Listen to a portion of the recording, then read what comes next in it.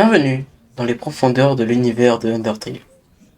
Un jeu emblématique qui a captivé des millions de joueurs à travers le monde, avec ses personnages attachants, son histoire touchante et ses nombreuses fins alternatives. Mais au-delà de la surface visible se cache un iceberg de théories, de mystères que peu ont exploré en profondeur. Dans cette vidéo, nous allons plonger ensemble sous la surface pour découvrir les parties les plus enfouies de cet iceberg. Des théories de fans les plus populaires aux secrets du jeu les mieux gardés, en passant par les éléments du jeu que vous avez peut-être manqué. Préparez-vous à une aventure fascinante à travers les couches mystérieuses et complexes de l'univers d'Undertale.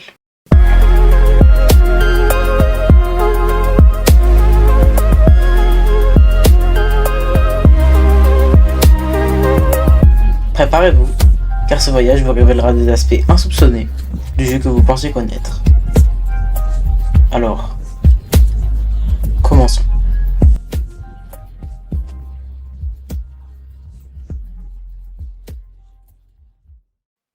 Commençons notre exploration avec les secrets et historiques que la plupart des joueurs ont pu découvrir, mais qui recèlent souvent plus de mystères qu'il n'y paraît. C'est donc là qu'on va y retrouver environ les 3/4 du sujet du ciel, qui est notre première section de l'iceberg.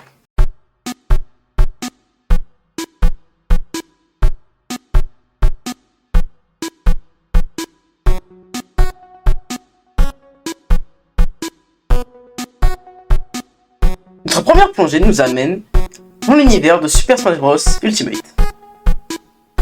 Un jeu Nintendo qui réunit les personnages les plus iconiques du jeu vidéo et les fait se combattre. Parmi les nombreux ajouts, un en particulier a fait sensation. Le costume mini de Sans.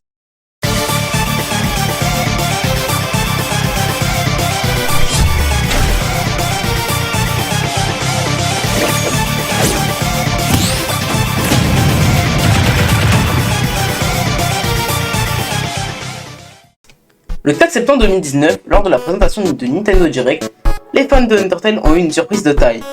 Toby Fox, le créateur de Undertale, a annoncé personnellement que Sans serait disponible en tant que costume mini pour les combattants dans Super Smash Bros Ultimate. Non seulement le costume inclut l'apparence caractéristique, mais un véritable hommage à l'impact culturel de Undertale. La réaction des fans a été immédiate et massive, marquant l'un des moments les plus mémorables de l'histoire de Super Smash Bros. Ce costume a non seulement ravi les fans de la longue date, mais il a aussi introduit de nouveaux joueurs à l'univers de Undertale, les invitant à découvrir le jeu original. C'est un exemple parfait de la manière dont Undertale continue d'influencer la culture du jeu vidéo, bien au-delà de sa sortie initiale.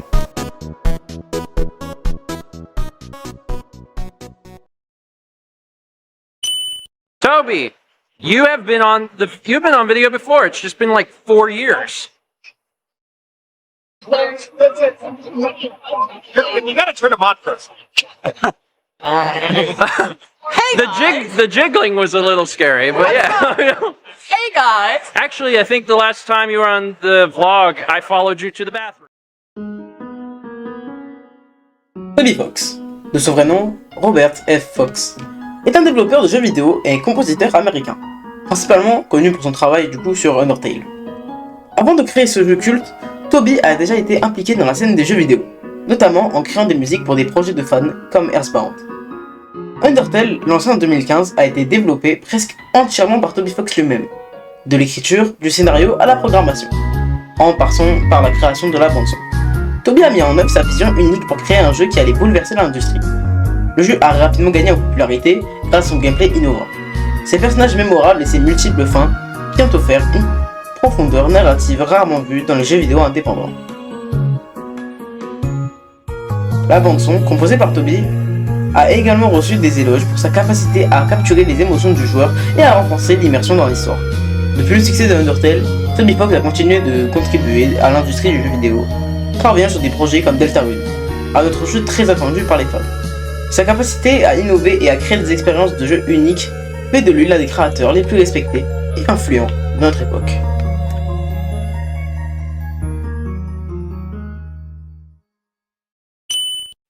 Plongeons encore plus profondément, explorons comment un jeu culte des années 90 a façonné Undertale. L'influence d'Earthbound sur Undertale est non seulement indéniable, mais aussi essentielle pour comprendre l'essence même de ce jeu unique.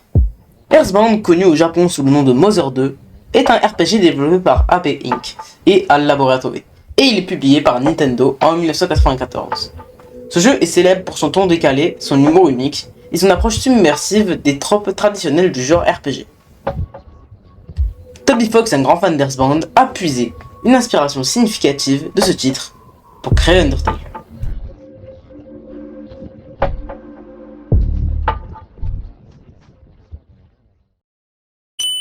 Nous découvrons un aspect fascinant du jeu, les univers alternatifs. Ces univers créés par les fans et parfois même suggérés par le jeu lui-même ajoutent une dimension supplémentaire à l'histoire et aux personnages que nous connaissons et aimons. Les univers alternatifs, ou AU, sont des versions parallèles de l'univers original. Ces univers alternatifs ne sont pas seulement des créations de fans, ils explorent également des thèmes et des idées qui enrichissent l'expérience d'Undertale. Ils permettent aux fans de réimaginer l'histoire des personnages sous un nouveau jour, ajoutant ainsi une profondeur et une complexité supplémentaires à l'univers du jeu.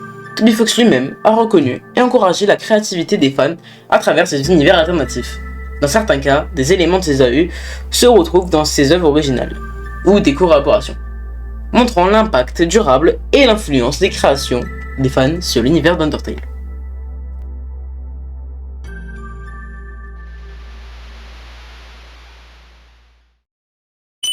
Approfondissons maintenant notre exploration en nous penchant sur un élément crucial qui a contribué à la longévité et au succès d'Undertale, sa fanbase. La communauté de fans d'Undertale est l'une des plus passionnées et créatives du monde du jeu vidéo. Depuis la sortie du jeu en 2015, les fans d'Undertale ont créé un vaste éventail de contenus, allant par des fanarts, des fanfictions en vidéo, et même aux animations et aux musiques inspirées du jeu. Cette créativité a permis à l'univers d'Undertale de se développer bien au-delà de ce que Toby Fox avait initialement imaginé. La fanbase d'Undertale est aussi connue pour son engagement en ligne.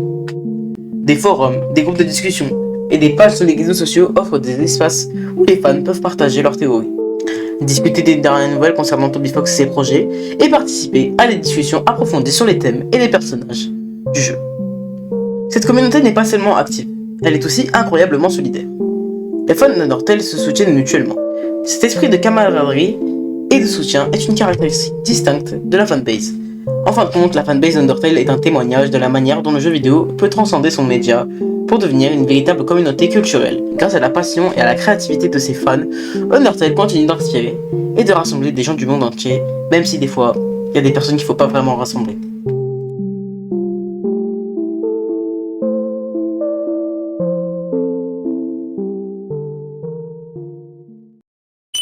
Deltarune, une suite spirituelle et un spin-off de Undertale. Il est réalisé par Toby Fox et est riche en mystère et en profondeur. Les personnages et le gameplay rappellent Undertale, avec des figures familières comme Toriel et Sans, et un système de combat innovant. L'histoire se déroule dans une dimension alternative avec Chris comme protagoniste, explorant de nouveaux paysages bien différents à ceux de Undertale. Les théories suggèrent que Deltarune commente la relation créateur-joueur, avec des personnages comme Ralsei, représentant peut-être Toby Fox. Deltarune est une exploration complexe enrichissante de l'univers d'Undertale, offrant de nouveaux mystères aux fans. Parmi les nombreuses théories sur Undertale, celle qui suggère que Sans est en réalité Ness, le héros de Earthbound, est particulièrement intrigante. Les similitudes physiques entre Sans et Ness sont un point de départ. Sans a une stature petite et ronde, rappelant le design de Ness. De plus, leurs tenues sont assez semblables, avec Sans portant une veste bleue et Ness un t-shirt rayé bleu et jaune. Le dialogue de Sans et ses références à une époque lointaine pourraient être interprétés comme des allusions aux événements d'Earthbound. Et les lignes de code d'Undertale font également référence à Sound Test, un terme clé d'Earthbound, dont on se penchera pas ici puisque ce n'est pas le sujet. Mais bref, la théorie selon laquelle Sans serait Ness ajoute une couche de profondeur à Undertale, reliant deux jeux emblématiques par des indices subtils et similitudes frappantes. Timmy Cheng est une artiste et animatrice qui a joué un rôle crucial dans la création d'Undertale. Elle est également la source d'inspiration derrière les adorables personnages de Temmie. Timmy Cheng a contribué en tant qu'artiste principal sur Undertale, dans de nombreux sprites et animations. Le personnage de Temmie dans le jeu, avec leur design mignon et leur dialogue unique, sont directement inspirés d'elle. Au-delà de ses contributions artistiques, Toby Cheng a influencé la tonalité et l'humour du jeu. Le village de Temmie est une zone cachée d'Undertale, regorge de blagues et de dialogues absurdes qui reflètent son style.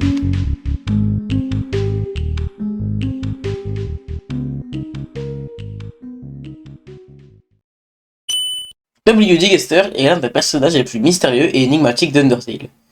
Entouré de théories et de spéculations, son rôle dans l'histoire du jeu est souvent comparé à un iceberg, avec des mystères de surface et des profondeurs cachées. W.D. Gester est brièvement mentionné dans le jeu. Il est décrit comme l'ancien scientifique royal avant le fils et est lié à l'invention du corps, une source d'énergie pour le monde souterrain. Les joueurs rencontrent des fragments d'informations à travers des personnages comme les Gaster Followers, dont on reparlera un petit peu plus tard. En fouillant plus profondément, les joueurs décrivent des indices cryptiques.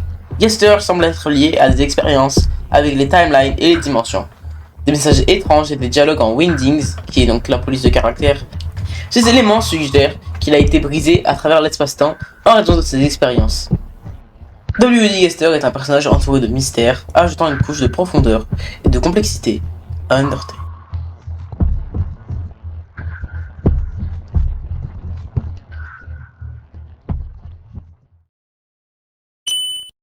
Le laboratoire secret de Sans, découvert dans Undertale, est un des lieux les plus énigmatiques du jeu, rempli de mystères et de théories. En explorant le laboratoire, on découvre des indices sur les recherches de Sans, sur le timeline et l'espace-temps. Les notes laissent entendre qu'il a une compréhension approfondie des anomalies temporelles, évoquant des connexions avec W.D. Gester et ses propres recherches. Les théories les plus profondes suggèrent que le laboratoire de Sans pourrait être lié à ses capacités inhabituelles de manipulation temporelle et de téléportation. Certains pensent que Sans utilise la machine dans son laboratoire pour observer et influencer les timelines, expliquant sa connaissance des différents timelines que le joueur peut prendre.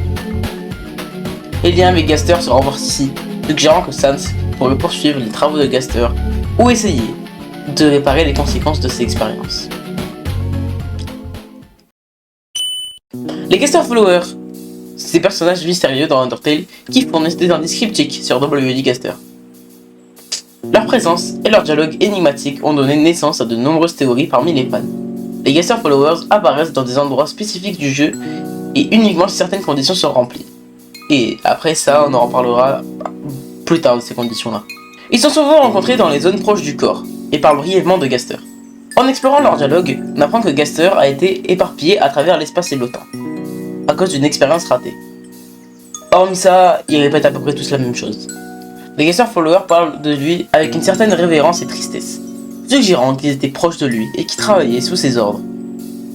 Ils fournissent des fragments d'informations comme son implication dans la création du corps et sa chute suite à une expérience désastreuse. Les Gaster Followers ajoutent une profondeur significative à l'histoire de Gaster et à l'univers d'Undertale.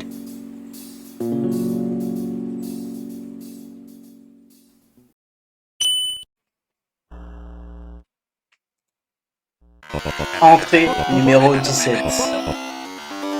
Sombre, plus sombre, encore plus sombre. L'obscurité continue de croître. Les ombres se coupent plus profondément. Les lectures de photons sont négatives. Cette prochaine expérience semble très intéressante.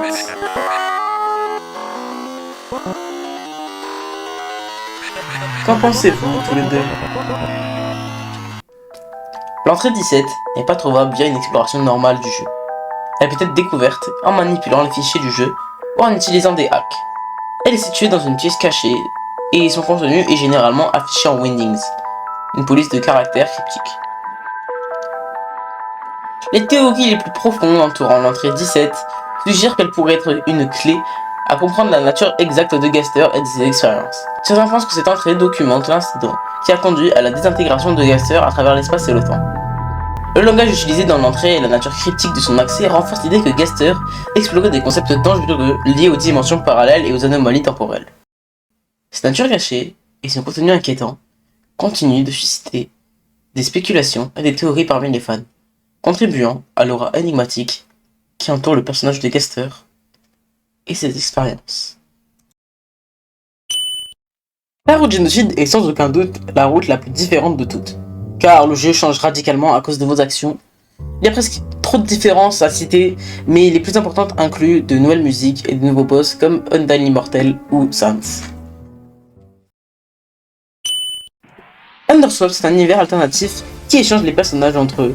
Par exemple, Sans devient Papyrus et inversement. Lorsqu'un personnage est échangé, son caractère va aussi avec, donc Sans se comporte comme Papyrus et inversement.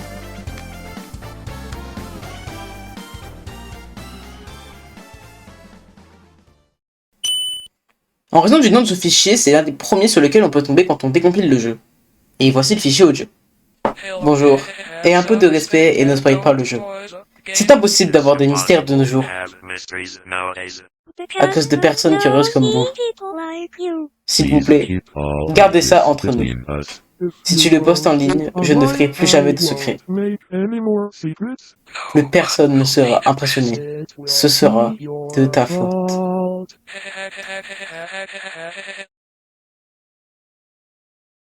A noter que dans la version 1.001 du jeu, après son fort succès, l'audio a été changé avec juste les voix qui rigolent.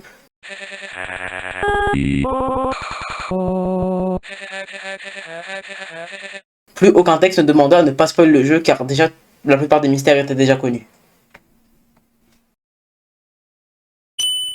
À Waterfall, il y a une salle avec un piano, et en jouant les premières notes de la musique, Memory ou Istem, que la statue joue lorsqu'on met le parapluie dedans, et jouer correctement fera apparaître une porte. Quand vous entrez dedans, vous y trouverez une boule rouge. Essayer de ramasser cet objet nous dit qu'on porte trop de chiens dans notre inventaire. Le chien apparaît et nous vole l'artefact, et il laisse l'inventaire du joueur rempli de résidus canins. Interagir avec l'endroit où il y avait l'artefact ouvrira une boîte de dialogue nous disant que l'artefact n'est plus là. La bande-son d'Undertale est connue pour utiliser des motifs ou une mélodie répétitive. Plusieurs vidéos ont été faites par des Américains qui lient entre les musiques des trucs qui n'ont rien à voir, juste par leur mélodie, et je trouve ça fascinant. Dans une zone secrète de Waterfall, quand vous prenez des fleurs, vous pouvez les poser en bas à droite de la salle, vous laissant accéder à une salle avec un banc et une quiche en dessous, et l'objet est appelé la quiche abandonnée. Ce qui est assez drôle, c'est que Toby a retranscrit ça dans Undertale car ça lui serait arrivé.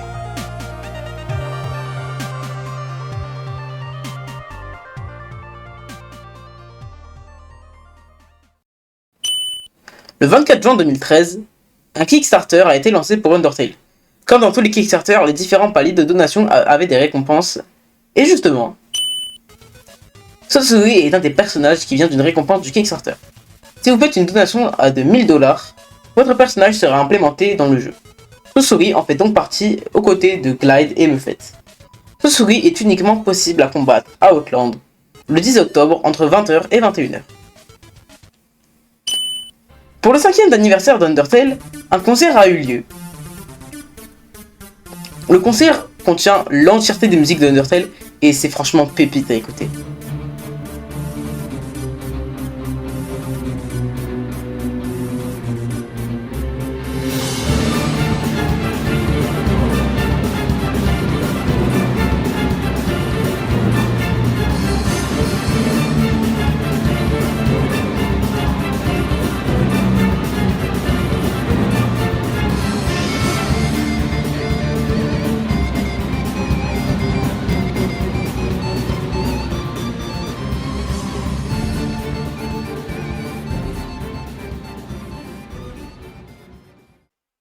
Et voilà, c'est la fin de cette première partie de l'iceberg d'Undertale.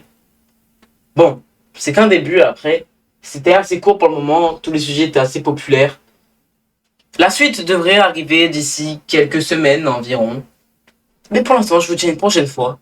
On se retrouve quand on plongera une seconde fois sur la surface.